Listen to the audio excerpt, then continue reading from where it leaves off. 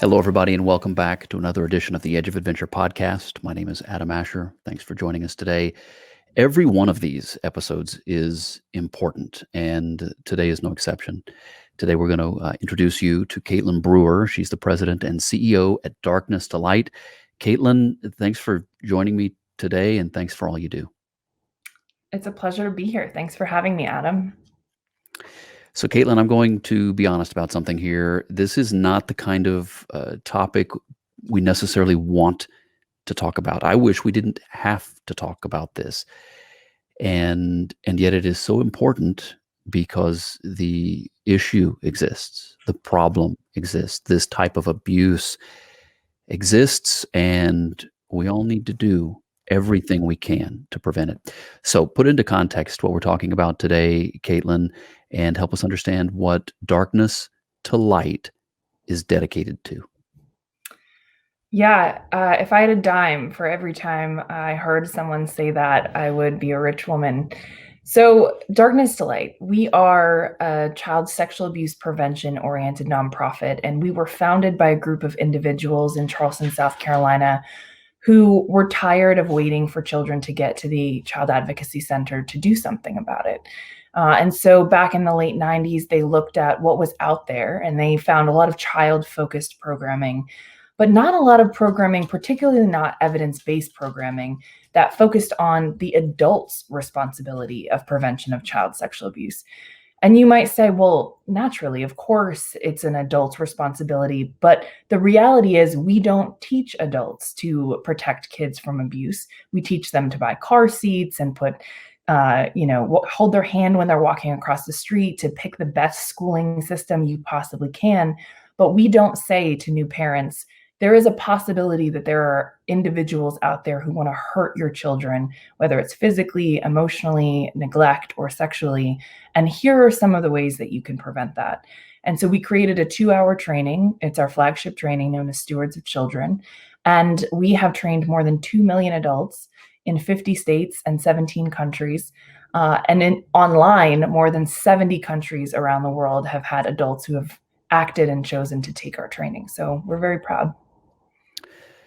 Caitlin Brewer is our guest today here on the Edge of Adventure. Caitlin, I think we make certain assumptions, and I don't want really to go through this interview assuming that everybody understands some of these things. Let's talk about how widespread a problem this is, because I know many of the people watching us and listening to us now would in some way, this kind of abuse has touched their lives.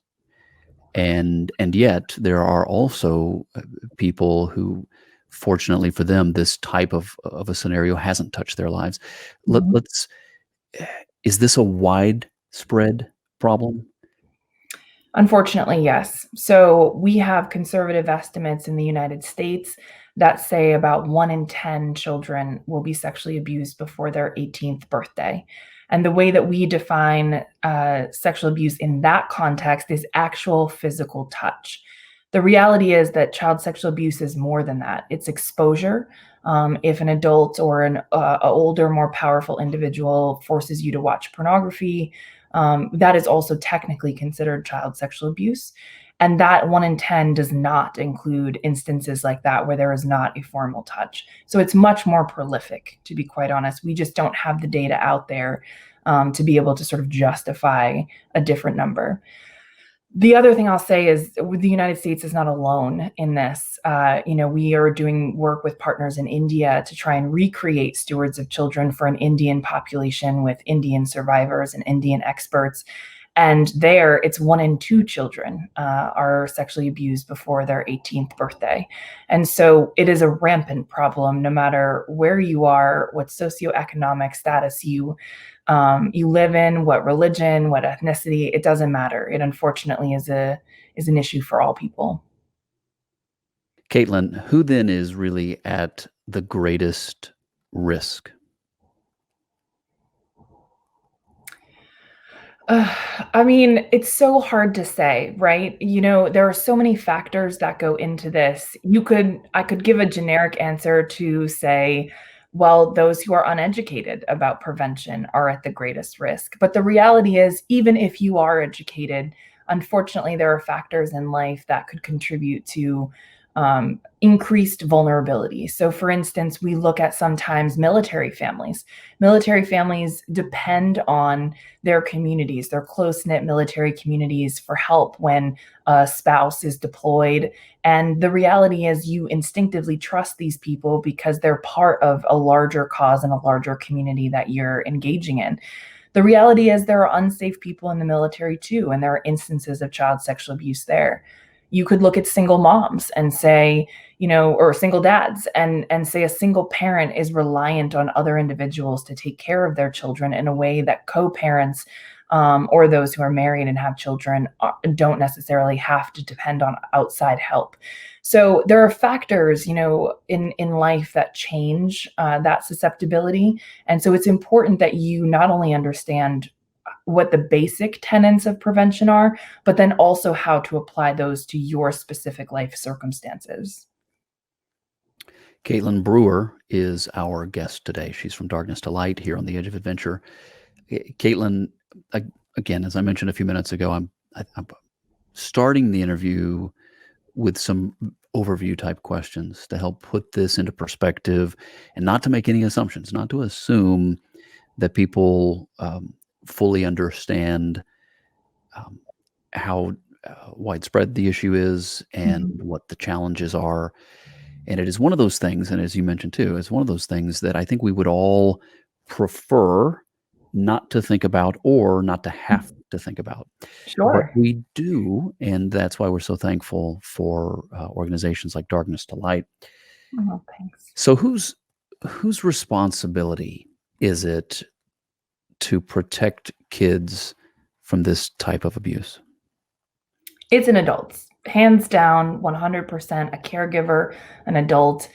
You are primarily responsible for the protection of children.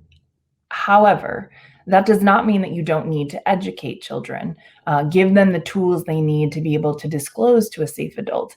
It's why Darkness to Light has a unique partnership with the Monique Burr Foundation. They're an organization based out of Jacksonville, Florida, and we have a partnership called Prevent 360.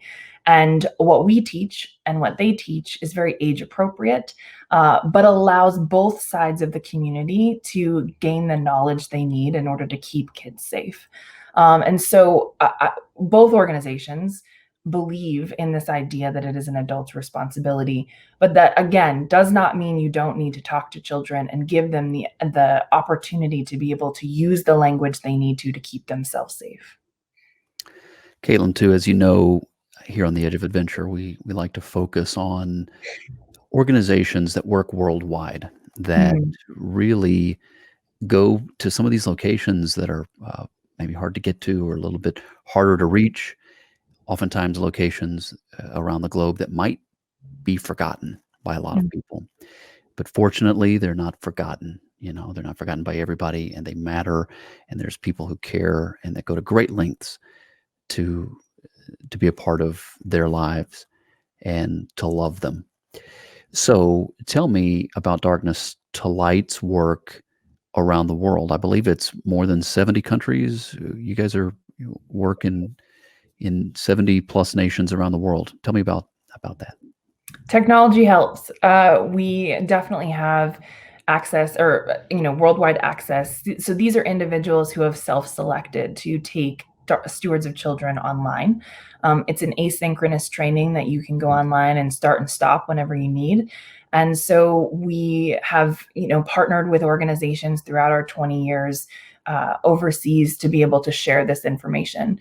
We also provide our training in Spanish. And so there are a number of Latin American, Central American countries who have facilitators in those countries who live, work in those communities and roll this information out in their native language so that they're able to help start the behavior change conversation that's necessary for a lot of communities.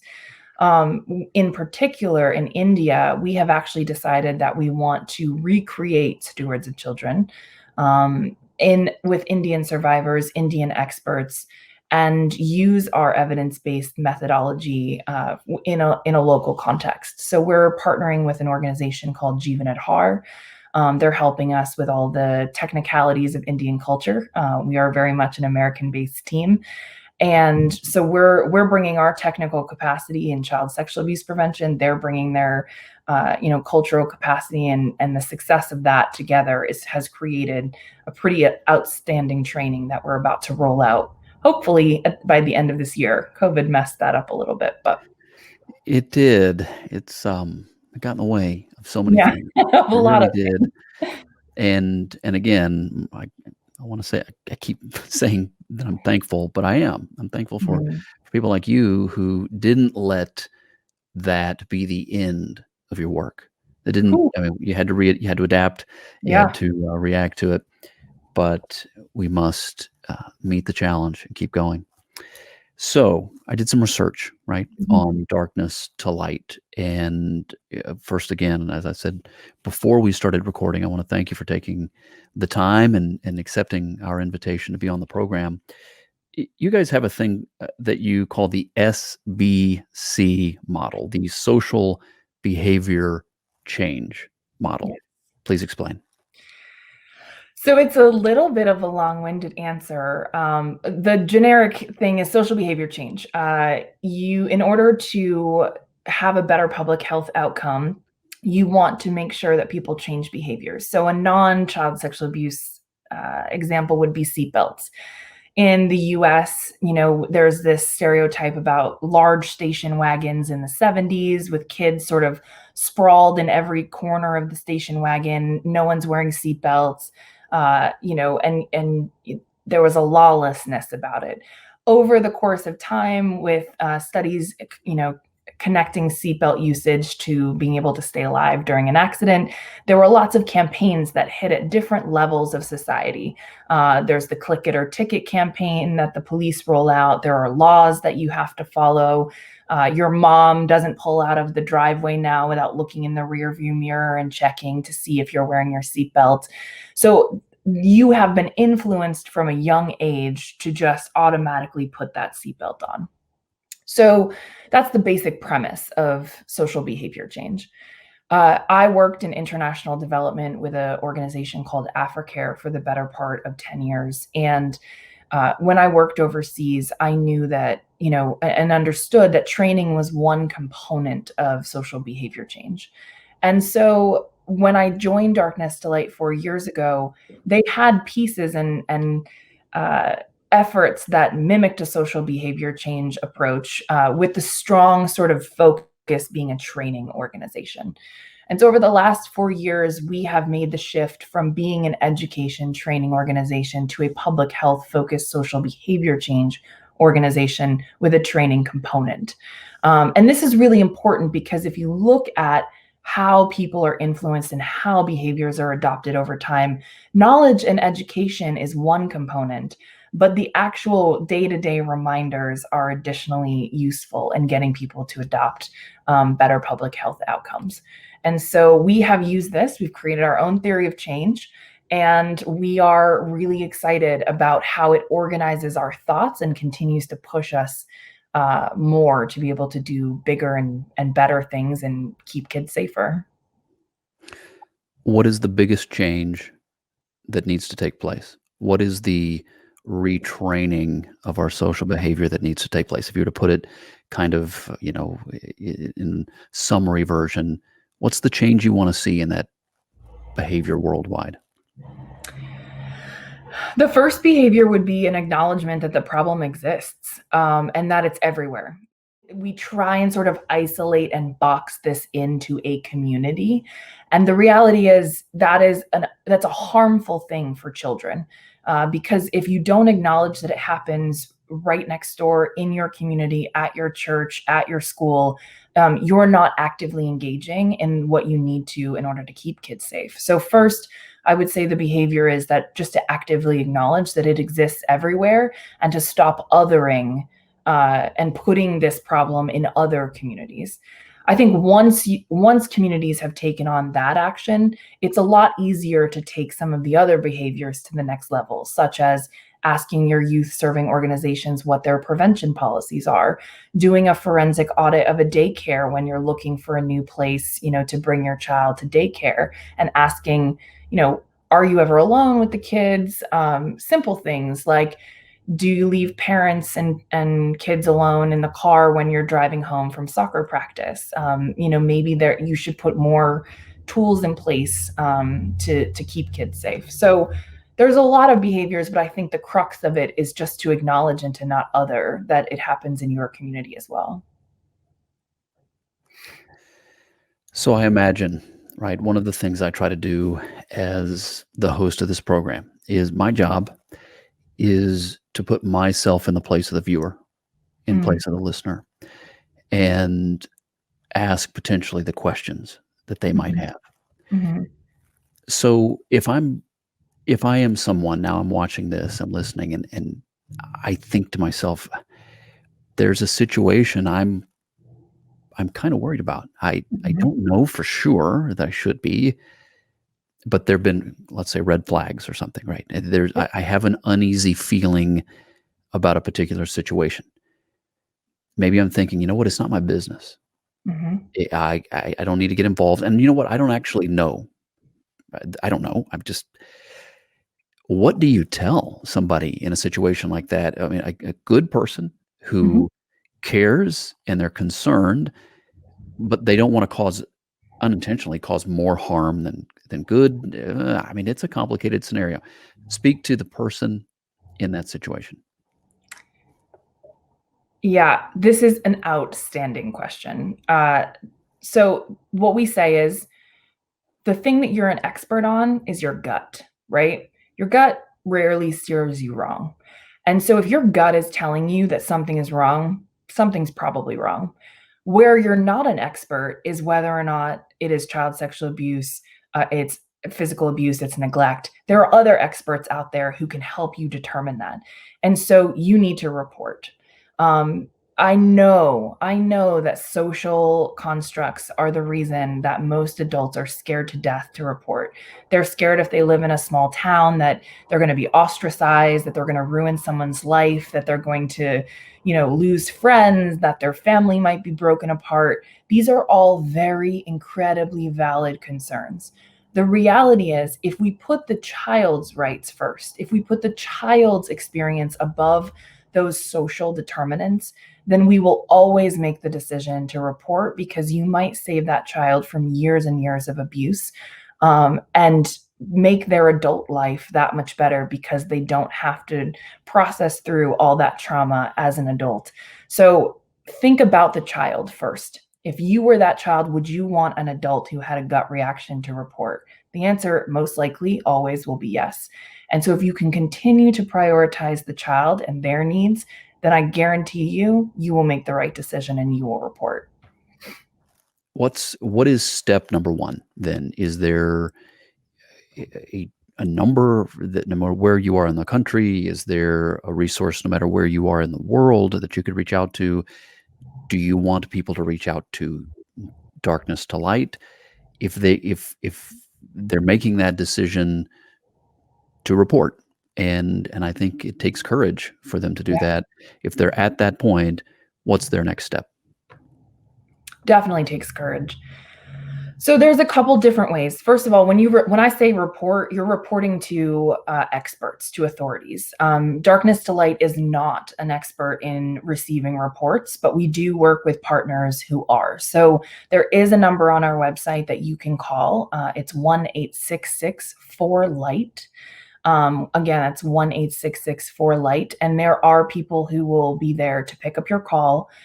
Sometimes there is a little bit of a wait, but just know that that number is staffed with individuals who can help you even just talk through, what does a report look like, and they can connect you to the right people in your community.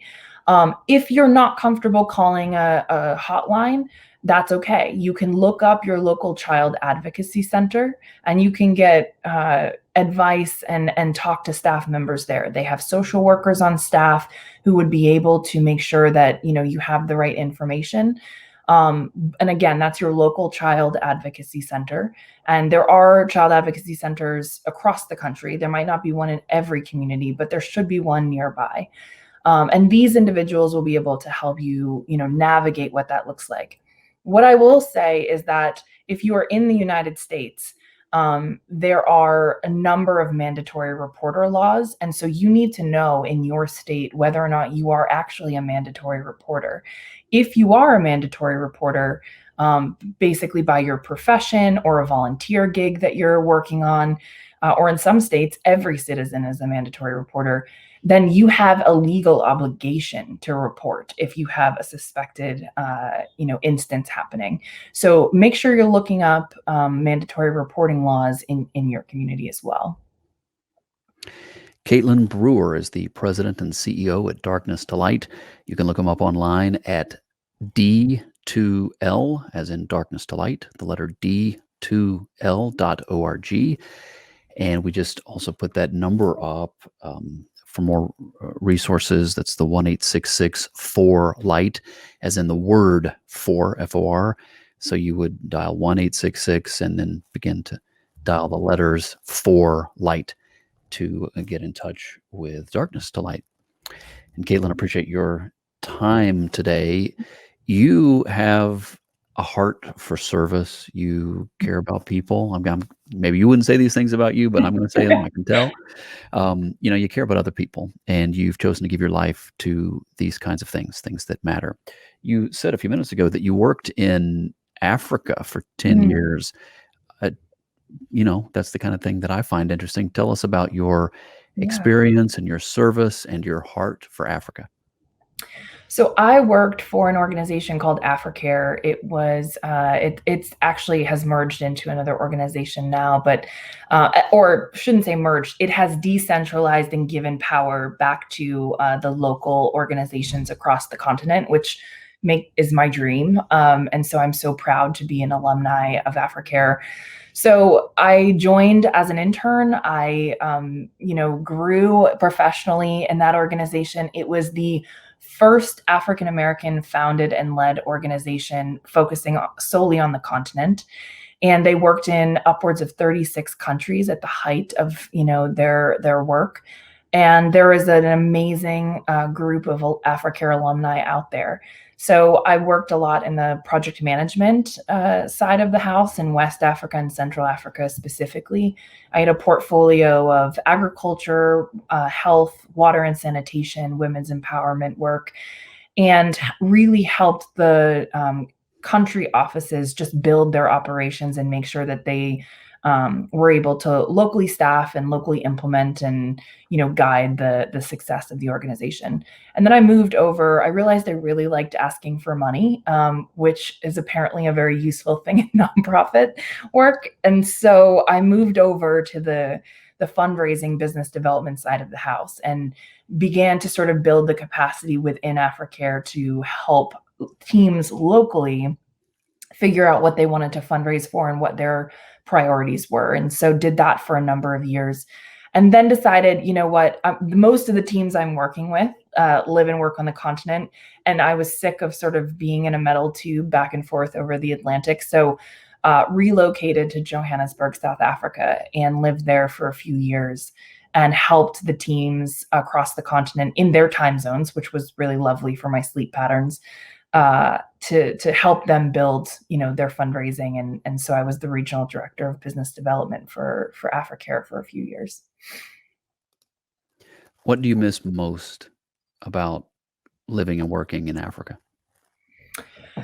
There is an entrepreneurship and a joie de vivre, particularly I'll speak to South Africa, that I think I often have said that maybe the United States felt in like the 30s, 40s, and 50s, where everything is an opportunity. And for me, living in and working in South Africa, there's, yes, there's poverty. Yes, there's disease, all those things. And there's lots of systems that need to be strengthened. And everyone knows about that. I think what isn't talked about as much is what Africans are doing for themselves and how powerful the continent is becoming with a growing middle class and a growing elite class that are really reinvesting in their countries and making big waves and changes. So to see that and to be friends with those people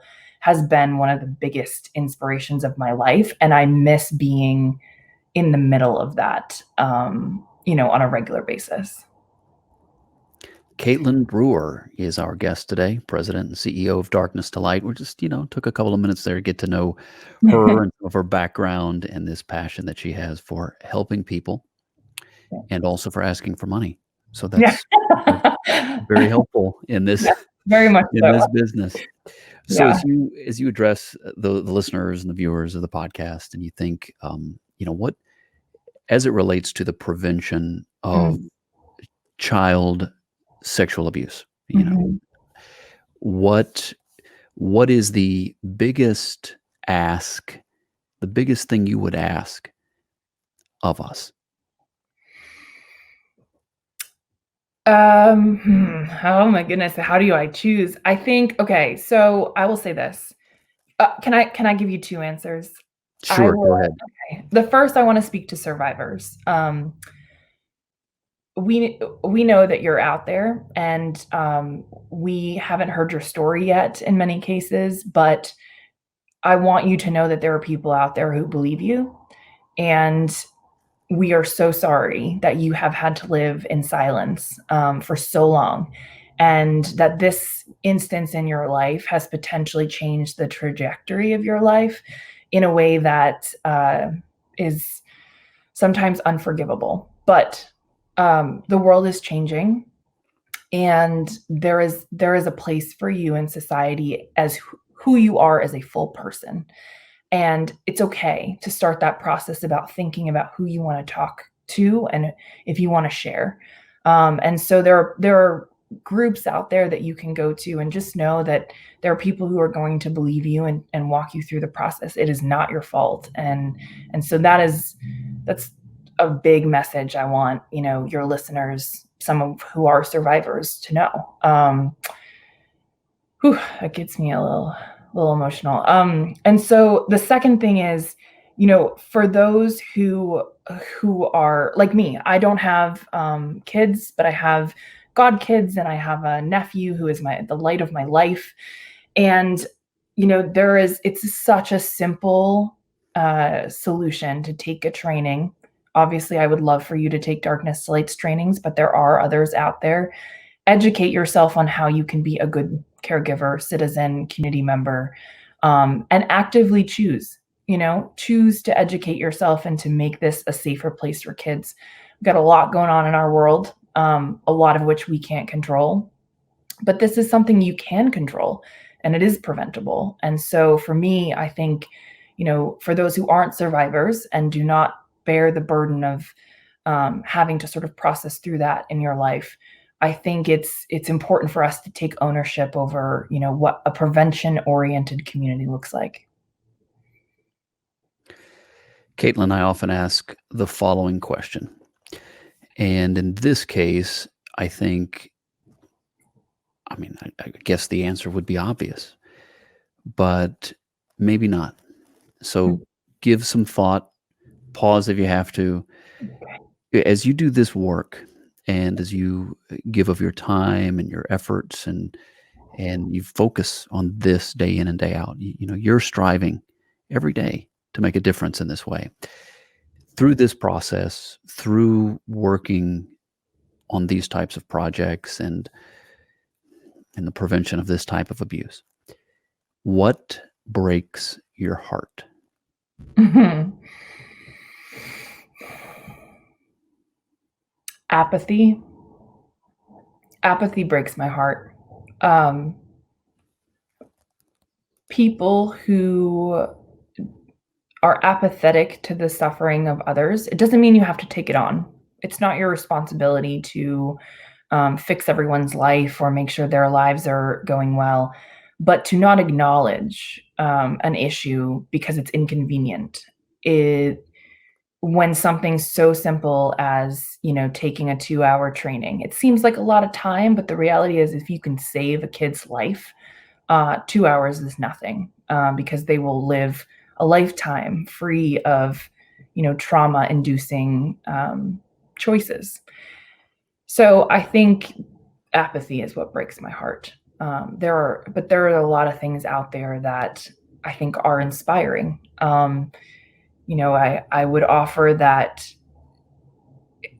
I learned, I know your audience is speaking as an international audience or those who are interested in international development. And so I would say that the other thing that I think is I went into international development thinking that I was going to save the world. I was naive and I was young and had really great ambitions. And I realized that I learned more, I think, from my time in Africa than I was able to probably influence. Not to say that I didn't influence a lot, but the other thing that breaks my heart, so saying that, I realized that listening and learning is just as important as doing. And for me, I'm sad. It breaks my heart when people are not open to that learning and to that listening, because the world would be a kinder place if people listened and learned from each other more regularly. So you already anticipated my next question to a degree. To a degree, you talked about there's so many things out there that are inspiring. Uh, what is it about your experience with darkness to light that renews your hope? Hmm. We have a cadre of facilitators out there who, of 13,000 to be exact, who have been doing this for in some cases, over a decade. And so think about the courage and the power that it takes, the internal power that you have to walk into a place and say, I'm going to teach you about child sexual abuse. Not only does it pertain to sex, which is often a taboo issue in many communities and in many public forums, but then you're talking about the most graphic and unfortunate terms of that, which is for it to be forcibly, applied to a child. And so these facilitators have taken, all of that courage and they have created a grassroots movement, not just in the US, but overseas as well.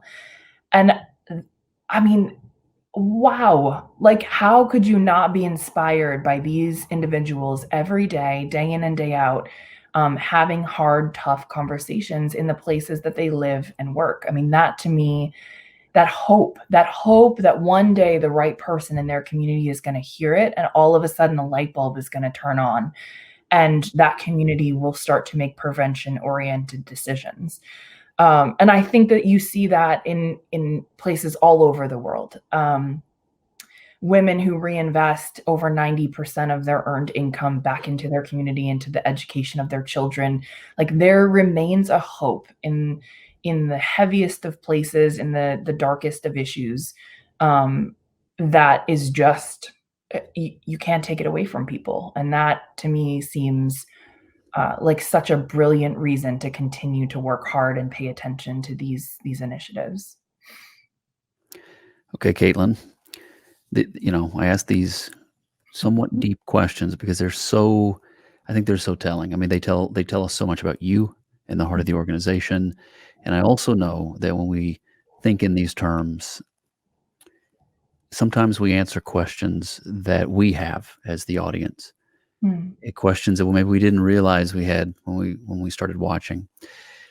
You said that you realized from your time working in Africa and you're internationally and the ways that you were seeking to serve and change the world, you kind of realized you can't change the world.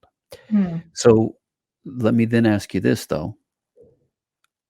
Given that we can't change the world as just one person or one organization, so on and so forth. Yeah, I mean, the world is the world. We can't change the world. Can we make a difference? Can one person make a difference? Without a doubt. Absolutely 100%. without a doubt. It I mean, I wouldn't continue to do the work that I do. I wouldn't try and inspire my team to do the work that they do if I didn't think that one person couldn't make a difference. Um, I'll tell you a story that I have a facilitator in Delaware who I'm very close with, and she trains a number of military, officers and enlisted individuals as well. But she she said that she was at a training one day and she was with a group of very successful military officers, and one military officer sort of halfway through the training was like, this is all well and good and everything, but the reality is I don't know anyone in my life that has been sexually abused, which the odds of that are pretty slim. But obviously, no one has expressed to him that this has happened to them in their lives. So he sort of goes on a little bit of a rant about, what am I supposed to do to protect? I don't know anyone. How am I supposed to sort of connect with this? And one of his colleagues sitting next to him, another gentleman, another military officer, turned and said, well, now you do. Now you know somebody who is a victim of child sexual abuse. And the officer sort of stopped dead in his tracks. And, I think that is the kind of conversation that makes a difference, right? That is the kind of influence that you can have as a person, being willing to talk about difficult things and acknowledge difficult issues. You can open up someone's eyes to change, and those moments are priceless. So yes, you can, as an individual, make a difference, and hopefully, ultimately, collectively, change the world, influence the world. Caitlin Brewer, President and CEO at Darkness to Light, has been my guest today. Last question, Caitlin. How can we help? You can help by supporting your local child advocacy centers. These are places that do both treatment and prevention. You can help by taking Stewards of Children. You go to D2L's website and sign up and commit 2 hours of your life to educating yourself on how to keep children in your community and around the world safe. And you can also sign up for more information. There are lots of organizations out there. Darkness to Light sends out, updates around camp, around going back to school, ongoing communication. So just continue to commit to educate yourself. And finally, have a conversation with your kids. Talk to them and open up that door and that pathway to honest trust, because they need a safe adult in their lives and they need to feel like they can talk to someone. And so hopefully that's you, but let them know that that you're there to listen no matter what. Caitlin Brewer, President and CEO of Darkness to Light. You can look them up online at D2L, as in like the letter D, 2, the number 2, the letter L, D2L.org. And you can also get in touch with them and request resources, that sort of thing, at 1-866-4-LIGHT, and that's the word 4, 1-866-4-LIGHT. And you can find out more information. My request of you would be to simply reach out to them, connect with them, follow them on social media and things like that. Show your support. I would just say at least start there. Just get in touch with them, shoot them a message, and say, "Hey, I saw Caitlin on the show, and she's doing great work, and I just want you to know that I'm supportive." I would just start there, because I'm sure hearing those kinds of messages means a lot to her and to the team. And let them know that you appreciate their work here in the United States and around the world. 70 plus, was it 76 countries, I think, worldwide? Yeah. And probably growing. Countries, I can't keep up. Yeah. And so thank you for your work in the States and internationally. And, Thank you.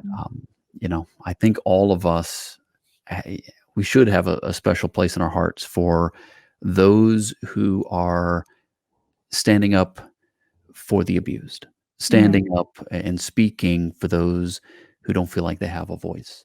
And I thank you for doing that for so many people around the world. Caitlin Brewer has been my guest today. She's the president and CEO at Darkness to Light. Caitlin, Thank you again for all you're doing. Thank you, Adam. And thank you all. We'll see you again next time for another edition of the Edge of Adventure podcast right here. God bless you all.